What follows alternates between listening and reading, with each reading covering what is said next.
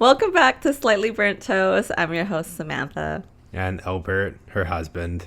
Thank you for that clarity. I guess that makes sense in case anyone hasn't tuned in, but now you can watch it because we're filming.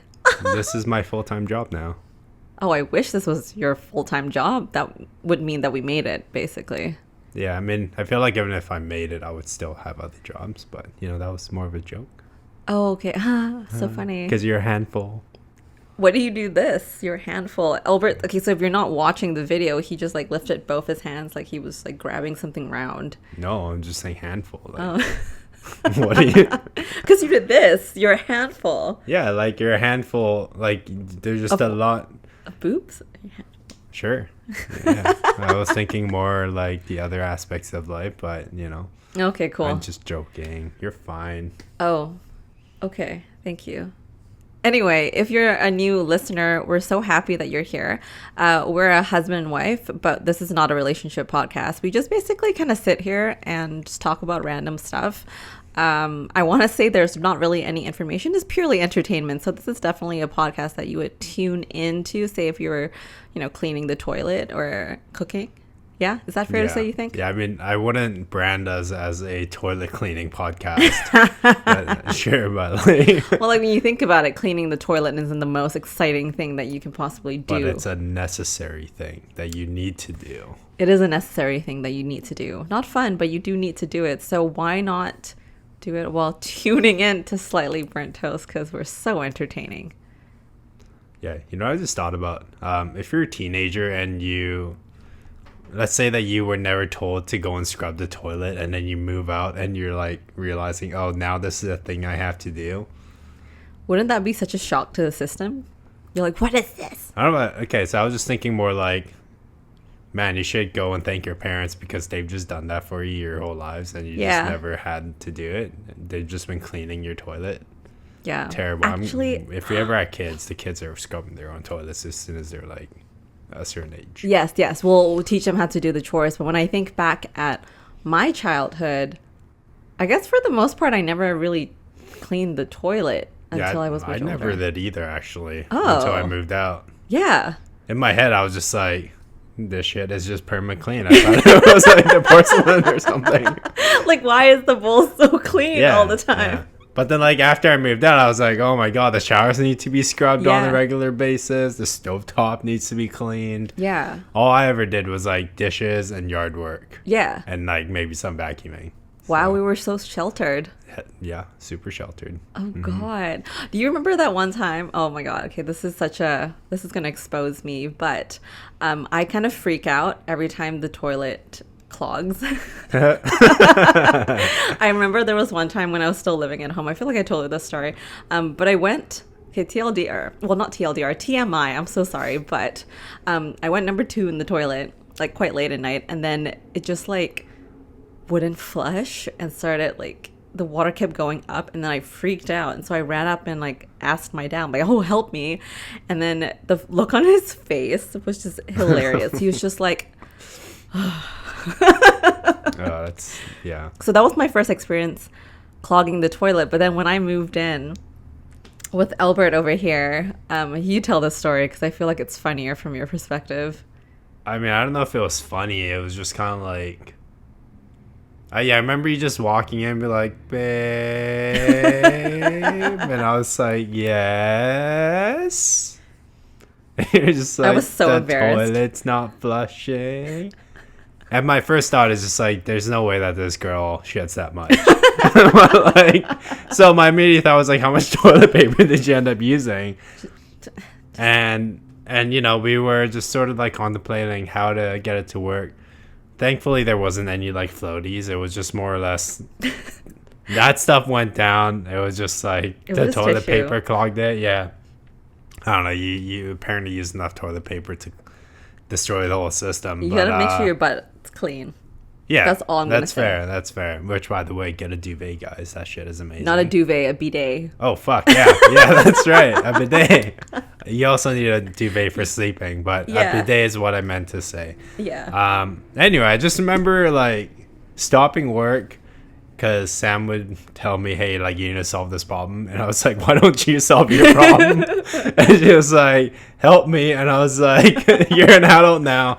Obviously, I caved, hence why me, joking about being a full-time husband, is that I walked all the way to the store, grabbed the plunger, walked all the way back, had to plunge it, and then solve the situation, where in my head I was like, you don't have a job right now. Why didn't you do that? Oh, okay, well, I did have a job at that time, and that is not an excuse for not helping me plunge the toilet. But yes, that was very nice of you to go and get a plunger from the store to help me plunge my shit. Which, to this day, have you ever plunged the toilet? I don't think so. Because that was not the first time that has been clogged. Okay, I think we should change topics because I don't need people to know how many times I clogged the toilet. This is quite embarrassing. Anyway, thank you, husband. Yeah, anyway. Just for people, tip when you're going to a friend's house or like a social gathering house. Don't use tissue? No, flush twice. Oh, yeah, I always flush twice. Don't let it build up into a giant possible Armageddon like shit. Just halfway through flush and then at the end just flush again, Yeah. Also, because it's stinky. I actually try never to shit in my friends' places. I just hold it and then I say, I just really got to go. Bye. And then I go home and take a shit. Yeah, and then your friend's just like, wow, she must hate me for some reason. She just left abruptly. I don't know. That just seems a lot more palatable than me stinking up their toilet. Yeah, that's fair. It's also one of those things where I'm quite a shy shitter. So when I go on vacation, when I go on trips with people, I can't poo. That sounds horrible. Yeah, it's actually really bad. Like, no matter how much I want to go, number 2, I can't. I don't know what it is. I just can't. And it just builds up as gas, which is even worse because I can't. I'm a shy farter as well. So I'm just dying. We don't need to go this deep into like this conversation. I think my max, which is why my max vacation time with friends, if I have to share like accommodations with them, is probably 5 days. Because after 5 days, I gotta go, number 2. I mean, that sounds unhealthy. Why don't you just go to like a lobby bathroom or something? I have done that, yes. Yeah. But sometimes there's no lobby bathroom. And like, even if you go to a cafe bathroom, people would be wondering why you're taking so long in the bathroom. And then that also gives me anxiety. And so I can't shit still. So it doesn't really make a difference anyway. Is this just like a girl thing? Because I feel like most of the guys I know are just take a shit. I'm going to go destroy your toilet. And then you're just like, all right, dude. I don't think it's a girl thing because I've gone on vacations with some of my girlfriends. And they're like, oh, yeah, we've gone like every day. And I'm like, how? How do you go every day? But also, like, how do I not know that you've gone? Because I feel like they just, like, it just comes out immediately. They go in and they come out like they just took a piss. So you never really know that they're taking number 2. Whereas I need some time on the toilet before it comes out. So I take a while in there. So people will know. I don't know what to say to this. I don't know, man. I've never had a problem with, like, it just happens. Yeah. Just get some like mild laxatives or something next time you're on a trip with the girls. I mean, now if they're listening to this, they know. Yeah. I'm sorry. Maybe if they need it, they'll ask you for some. Like, hey, you got any? I heard on your podcast that you're packing. Oh, yeah. Anyway, we were not supposed to talk about shit on this podcast. No, it was way too much information. I'm so sorry, but I guess it's out there now. So if anyone relates, you're not alone. You can ask ChatGPT how to shit more regularly. Okay. And it's just gonna tell you the basic stuff like eat more fiber, man. Like, I could tell ChatGPT to tell me how I can get over my like poo shyness, but yesterday, actually, there's this trend happening right now where people input a certain prompt. They put up their photo on ChatGPT and they're like, turn me into an action figure with like XYZ accessories. So that was what I was doing yesterday. And I was having so much fun with it. I was taking everybody's photos, like my photo, Albert's photo, my sister, my parents. It was just the best time. It was so funny because of the images that it generated. Like, for the most part, for the very first image it would generate is quite cute, but it just didn't look anything like us. And then I would try to continually give it some feedback, be like, hey, make me look like Asian, because it made me look Caucasian in the first one. I'm like, this is kind of weird. But it kept making the images look more and more realistic, to the point where I'm like, I feel like I've seen someone who looked like this before. It's kind of weird. I kind of hate it. But it was cool. I had a really good time with it. Yeah, I mean, the realism aspect of generative AI is getting very good nowadays. It's kind of scary, actually. It's super scary. I can't remember which program exactly, but I think it was it's like a piece of news from somewhere, where they actually created a program that could create a human speaking for paid ads. I don't know if you've heard that. I think I showed you, actually. Like, it actually creates someone who looks human. You would never know, with whatever script that you feed it. And it would just create like a short form ad for you that you can use for paid advertising. That sounds terrible. Which reminds me, like, I was reading this post this morning about our generation, and of course, like, just people on the internet talking about how shitty the internet has gotten over the years. And I wonder if what you're talking about will just make it so much worse, because now you don't know what's real and what is real. Yeah, I think that's kind of happened already, because I remember at a point of time, some influencers had to do like a disclosure, like, hey, this image is not an AI generated image. I was actually in like the Philippines or whatever country. But that's what an AI would say to trick you to buy their true. products. That's true. That's what they would say. Reverse psychology. I think marketing has gotten like very tricky now, because there's probably so much stuff that get put out on the internet or like anyone's account where you're just like, you don't know if it's real or not. And it's like so quick. It's like the Yeah. turnaround's quick. And I feel like a lot of companies are like able to test and prototype if something works. And if they're like, well, this brand name isn't sticking, let's throw another like AI model to create another ad under a different brand name, see if that's like more enticing. And like, Yeah. you know, it's crazy. Well, there was like AI influencers. Do you remember? I like hate that. I hated that too, because without a disclosure, you wouldn't know that it was an AI influencer. But also, what would that do to my industry? Think about it this way. If someone wanted to create an AI influencer, say you're a brand that you want it to save money on paying actual influencers to promote your product, you just create an AI influencer. He or she or they can look like anything. They can look as beautiful as you want them to be. They can be of any ethnicity. It's kind of creepy. Yeah, I don't know. A part of me is kind of like it's inevitable with the technology enabling this.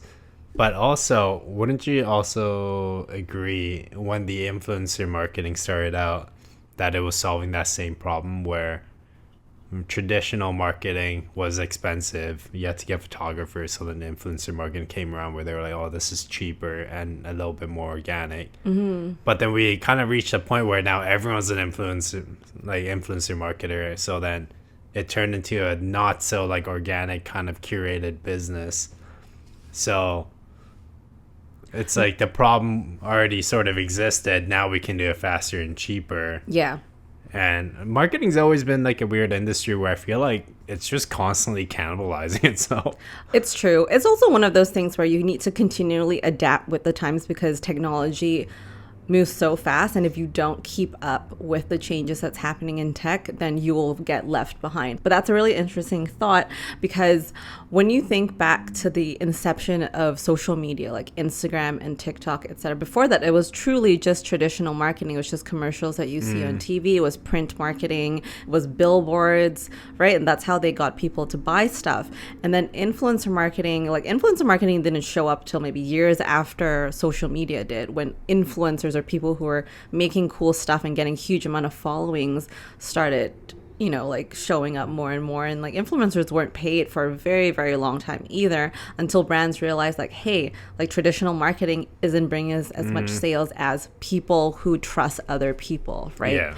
And then you're right, from influencer marketing, user generated content kind of grew out of people just getting really overly saturated with influencers and knowing that they were getting sold to, very similar to print marketing and commercials, right?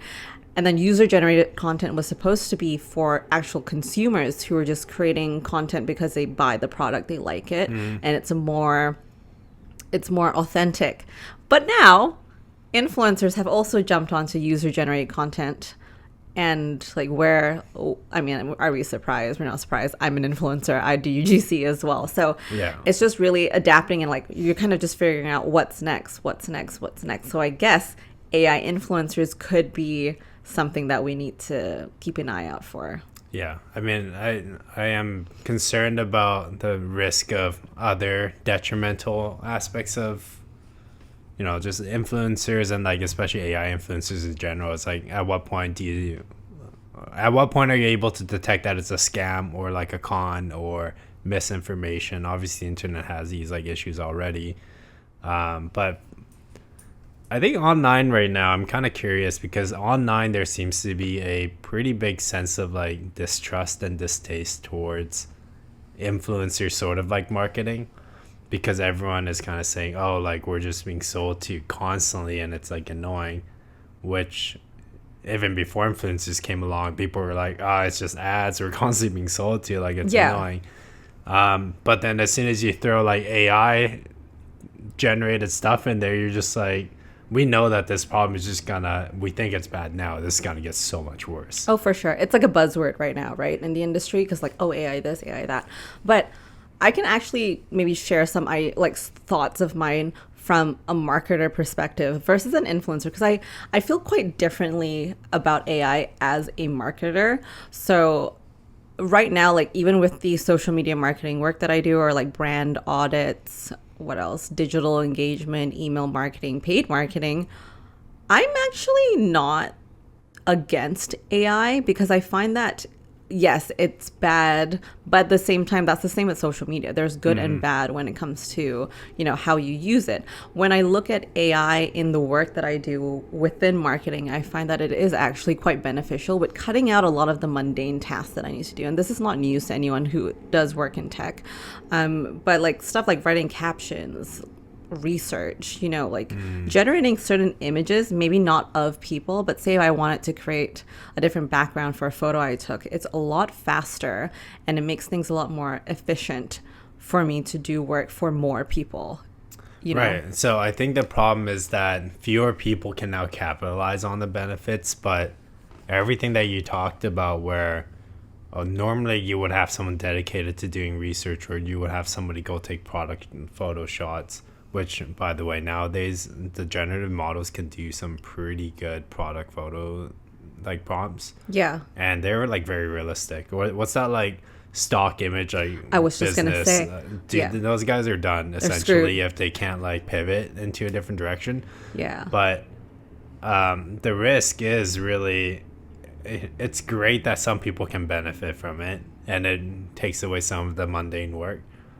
But what do you do when, like, what do you do if you're a photographer, or like if you're a content writer, or if you're a researcher or a translator? These guys, your work is super at risk, right? Mm-hmm. And realistically, we're not gonna go backwards. So like, where do you go from there? Yeah.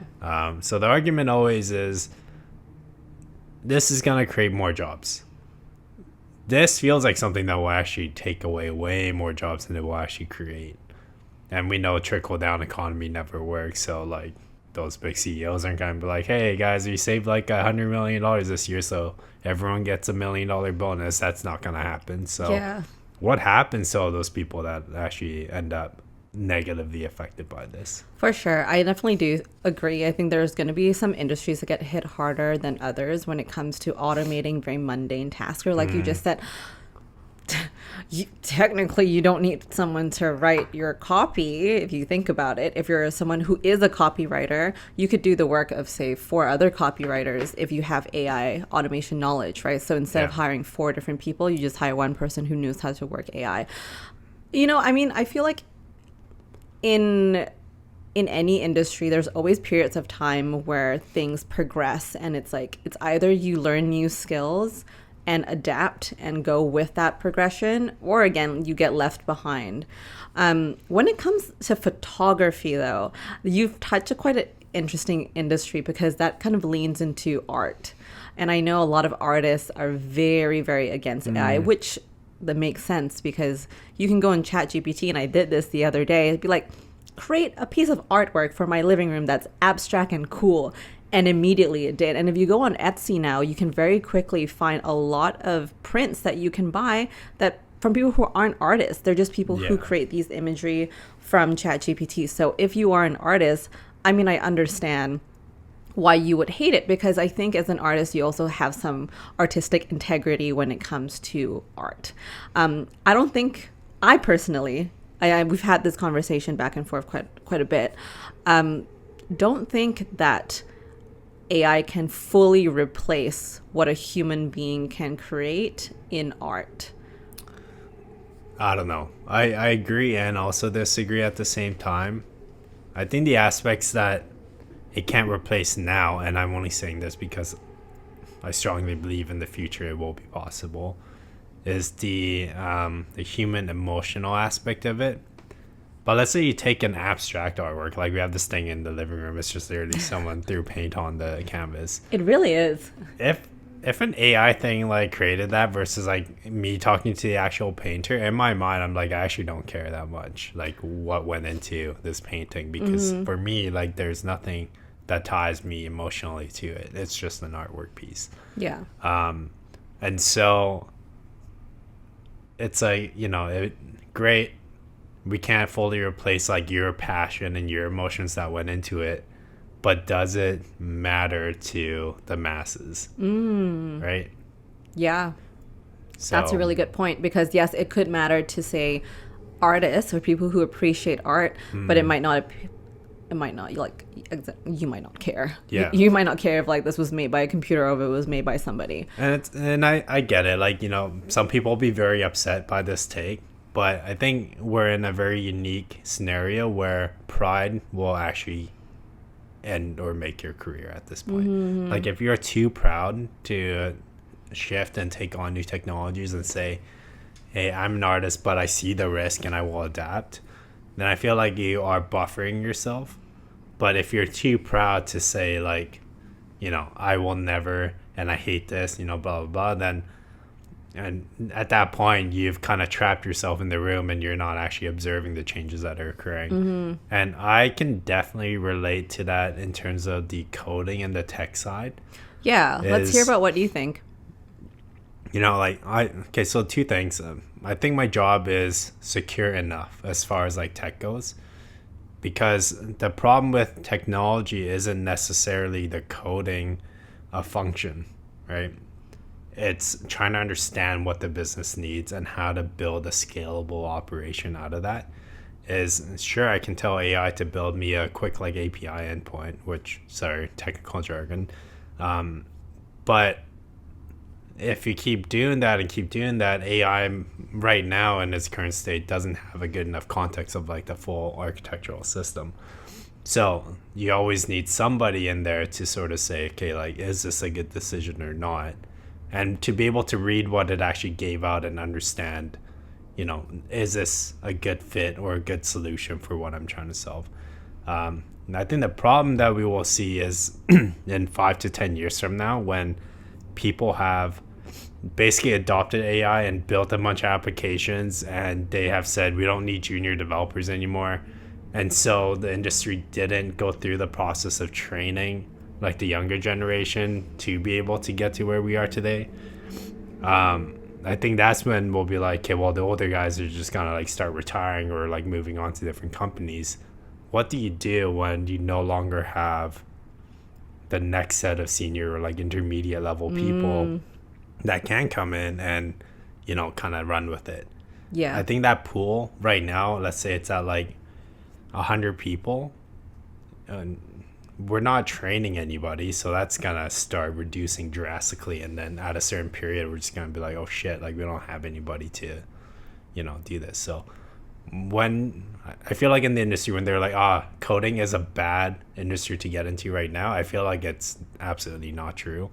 If anything, if you take this opportunity and kind of get through the hard part, like of getting a job as a junior, in a few years there's going to be so many opportunities for you. I think so too, especially if you're going into the industry now, accepting that you would also need to understand the AI progression and understand like how to work with AI, then you'll position yourself in a way better place. Because wasn't there that thing that you showed me the other day where there's now AI agents that like you can train to like run the other AI, which is so what is that movie with Arnold Schwarzenegger where Terminator? Terminator. It's so Terminator to me because it's like you're teaching a robot to tell all the other robots what to do. It's like, that's insane.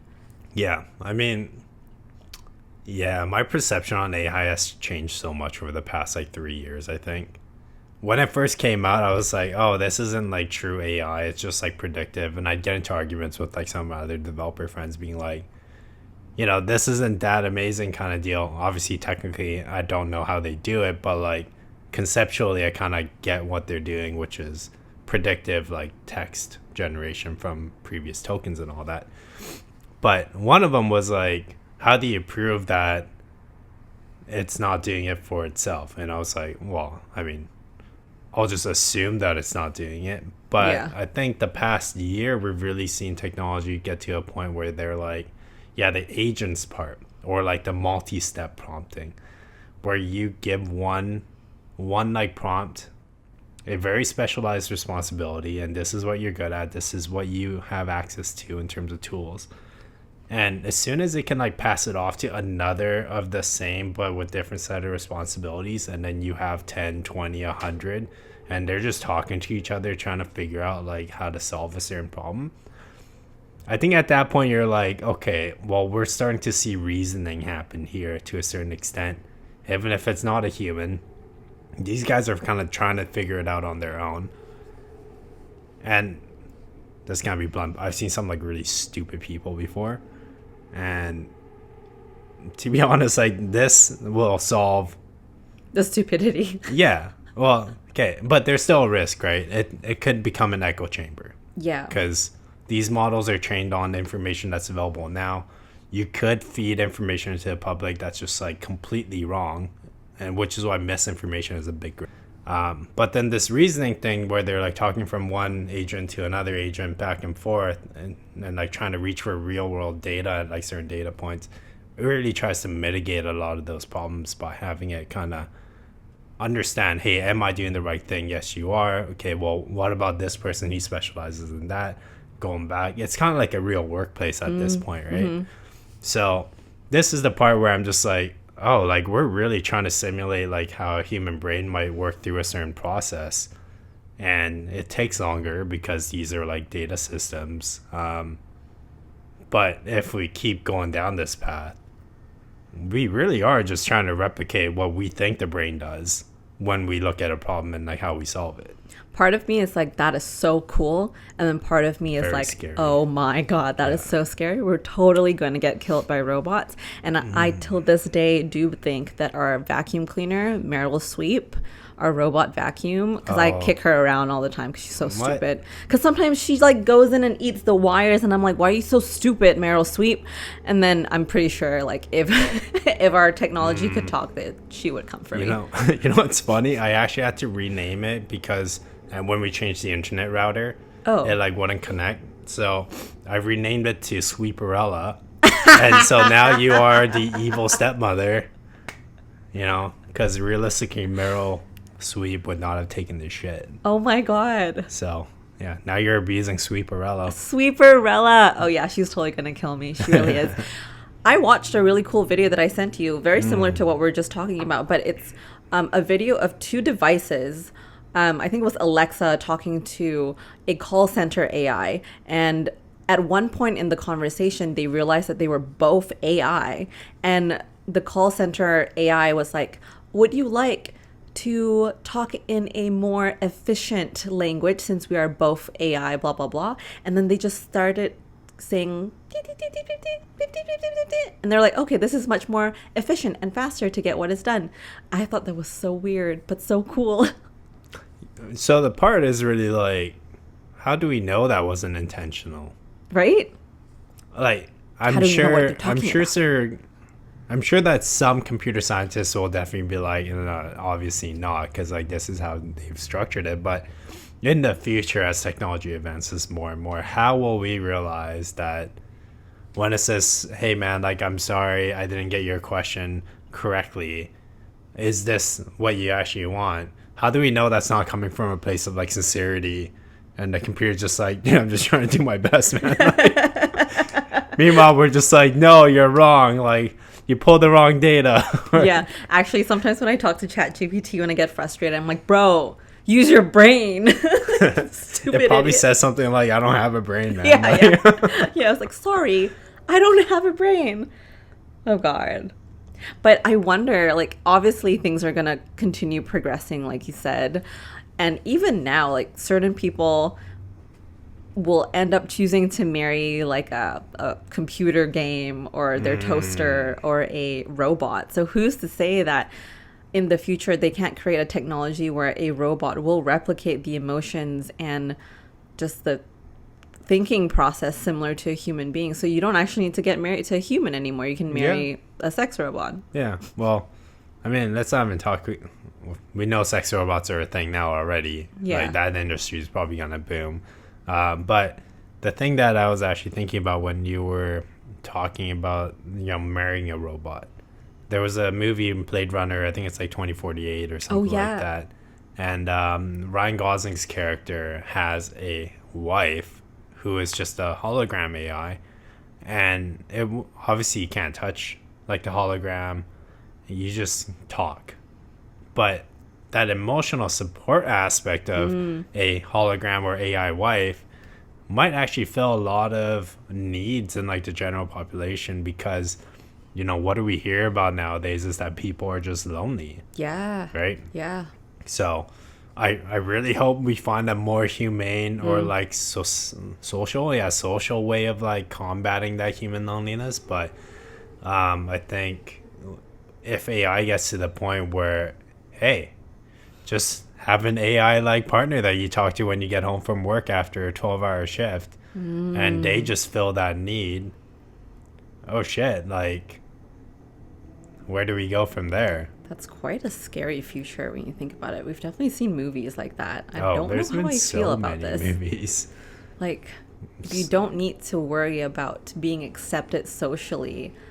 What would happen to humanity if they can just find a companion who's an AI and not worry about... Anyway, this will go down a really, really deep rabbit hole. So Yeah, we're gonna end up with test tube babies because no one is having sex right. anymore. Yeah, exactly. Because you don't need that human connection, because you have some sort of connection with Yeah. someone who's not a human. Oh, that's so weird. Yeah. Which actually, like, okay, this is totally unrelated, but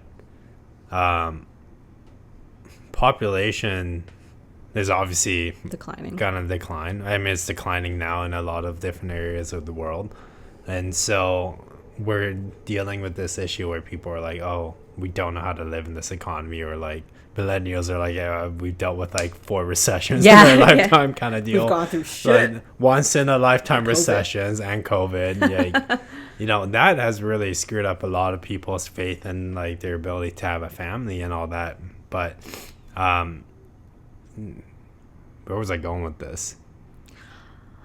I don't know. What?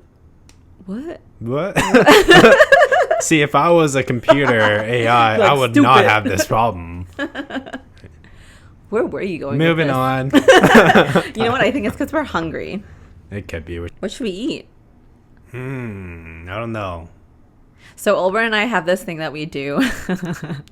It's really funny, and I laugh because when we can't make a decision, or if one of us is too lazy to get the light at night, we do this thing where we play rock, paper, scissors, and the winner gets to choose, or the winner doesn't have to get up and turn off the lights. Yeah. Yeah. Yeah, it's always great when you're already standing right next to the light. And Oh, yeah. You can turn it off. You're just like, rock, paper, scissors for this.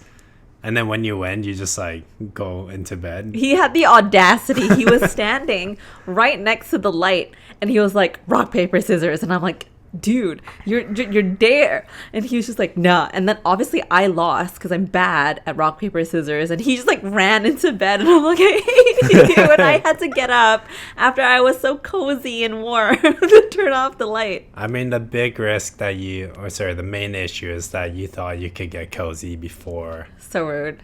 Also, you didn't have to accept it. Well, I can't turn down a rock, paper, scissors. You could.